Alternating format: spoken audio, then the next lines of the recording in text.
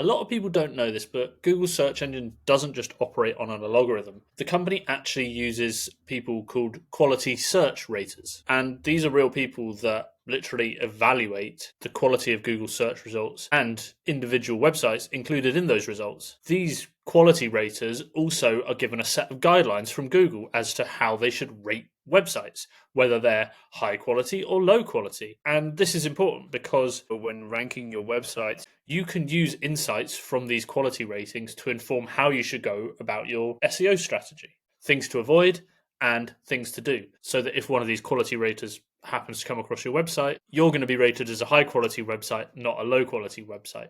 The information also serves as a hint at where Google want to take their algorithm and develop it in the future, or how it currently operates. Now, not so long ago, the quality search rater guidelines were updated, and there were a couple of small amendments that are worth bringing out that you need to know about for your website, because these are now important factors and additions that are literally being used to rate your website. The first really important amendment is in the consideration of the purpose of a website page. Before, it just simply stated that the lowest rating is required, as in a page or a website is given the lowest possible quality rating if the page is harmful or designed to perceive people about its true purpose. Fairly simple to understand and not fall foul of. Now, an extra area has been added that a page should be given the lowest rating if the page is created to benefit the owner of the website, e.g. to make money, with very little or no attempt to benefit website visitors or otherwise serve a beneficial purpose. So if you're creating content or websites that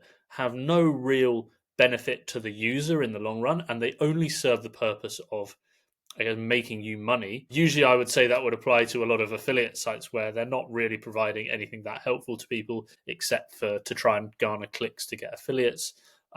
That's going to be given the lowest possible rating there is. That's a number one really important thing to keep in mind when you're creating content, is how can I make my page, my website, as beneficial to the user rather than just serve my purposes selfishly as a business or a website owner. Google's quality raters and their algorithm in the long run is probably really looking at considering a publisher's motive underlying everything about a website. So it's not just if it's deceitful or harmful to people, it's if it serves no purpose, beneficial purpose to your audience or your users, it could be given a low rating, and that's going to get you excluded or knocked down the search rankings. Now, there's another and potentially more important addition to the lowest page quality assessment that we're talking about, and that's what is called the quality of the MC, the MC referring to the main content of a page.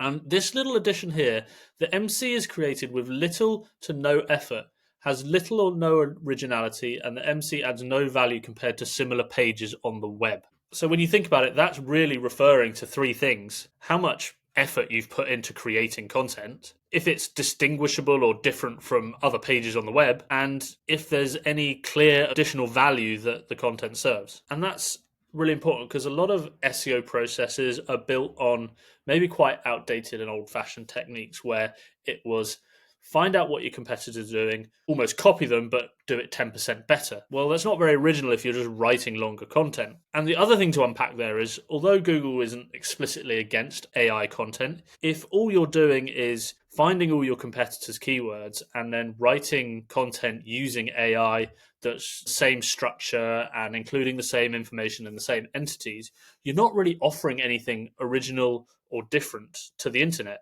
You're just regurgitating the same stuff and the same information. And if you're using AI, you're really not putting much effort in at all. So if you're just focusing on trying to catch up or match the competition, and they're always a step ahead of you, then you're really going to struggle from this originality point of view. And you're risking having a low page score when it comes to your quality assessments. So maybe a better way to go about it now is, rather than thinking about what your competitor does well and using that as a roadmap, it's looking at maybe what your competitors do badly, what they're weak at, and pouncing on that and making that your strength, finding an area that is underserved on the web, or finding a way to produce original information. For example, I've got a client I'm working with at the moment, and they were creating a lot of pages in the financial niche. They wanted to score financial clients. Now, their landing and service pages were fine. They went through the usual methods and they were writing great information on their paging and starting to build links and starting to build supporting content. But where we found an additional edge was actually creating our own study and report that was 3 or 4 thousand words long, had unique proprietary data that we'd collated and analyzed and were able to deliver market insights to the world, so that that information that they were putting on their pages, whether it was their landing pages for certain locations, had unique data that they'd researched themselves. And that report actually is breeding out several press releases we can run, several different content verticals that we can use that serve search intent and keywords that our competitors are going after, but in a new original way, because it's giving new insight to Google search, to people, to the algorithm that wasn't there before.